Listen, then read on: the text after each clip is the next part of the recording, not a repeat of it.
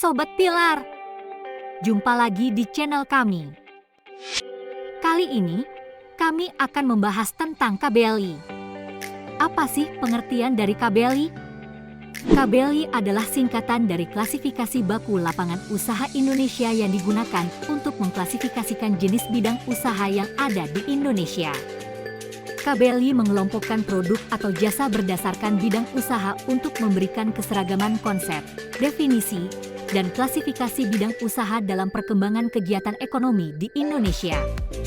Dalam rangka membantu pelaku ekonomi dalam menentukan kategori bidang usaha yang akan dikembangkan di Indonesia, pemerintah melalui Badan Pusat Statistik (BPS) menyusun KBLI sebagai pedoman pengambilan keputusan jenis usaha atau kegiatan usaha. Referensi ini diperbarui pada September 2020 sesuai dengan Peraturan BPS Nomor 2 Tahun 2020 tentang klasifikasi baku lapangan usaha di Indonesia, menambahkan 216 kode KBLI 5 digit dari KBLI 2017, total saat ini menjadi 1.790 kode KBLI.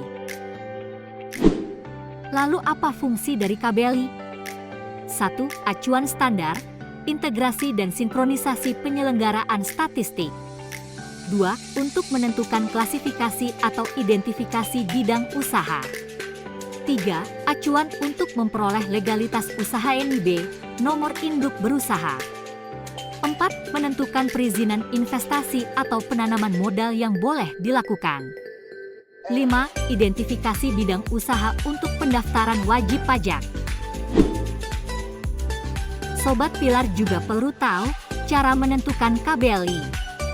Tentukan kategori usaha Anda terlebih dahulu, kemudian menentukan golongan pokok, golongan, subgolongan, dan kelompok. 1. Kategori menunjukkan garis pokok penggolongan aktivitas ekonomi. Penggolongan ini diberi kode 1 digit kode alfabet.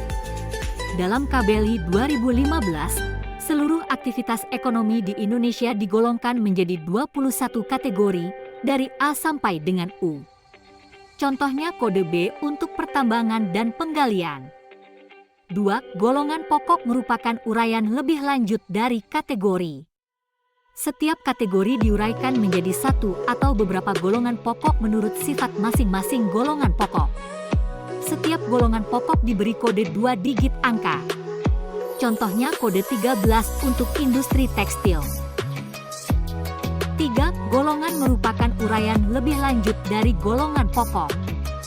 Kode golongan terdiri dari 3 digit angka, yaitu 2 digit angka pertama menunjukkan golongan pokok yang berkaitan, dan 1 digit angka terakhir menunjukkan aktivitas ekonomi dari setiap golongan yang bersangkutan.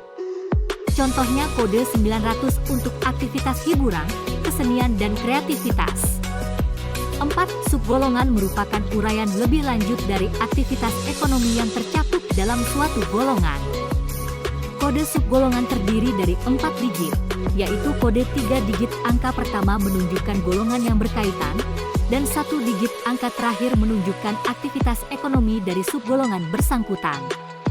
Contohnya kode 6391 untuk aktivitas kantor berita. 5. Kelompok dimaksudkan untuk memilih lebih lanjut kegiatan yang dicakup dalam suatu subgolongan menjadi beberapa kegiatan yang lebih homogen menurut kriteria tertentu. Setiap subgolongan dapat diuraikan lebih lanjut menjadi sebanyak-banyaknya 9 kelompok.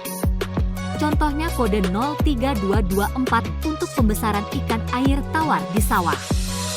Nah, itulah pengertian KBLI dan bagaimana cara menentukan kelompok KBLI. Jika Anda masih bingung dalam menentukan KBLI, bisa konsultasi dahulu dengan Pilar. Yuk, hubungi CS kami untuk informasi lebih lanjutnya. Like dan subscribe channel kami untuk selalu update informasi seputar bisnis ya Sobat Pilar. Sampai jumpa di video lainnya.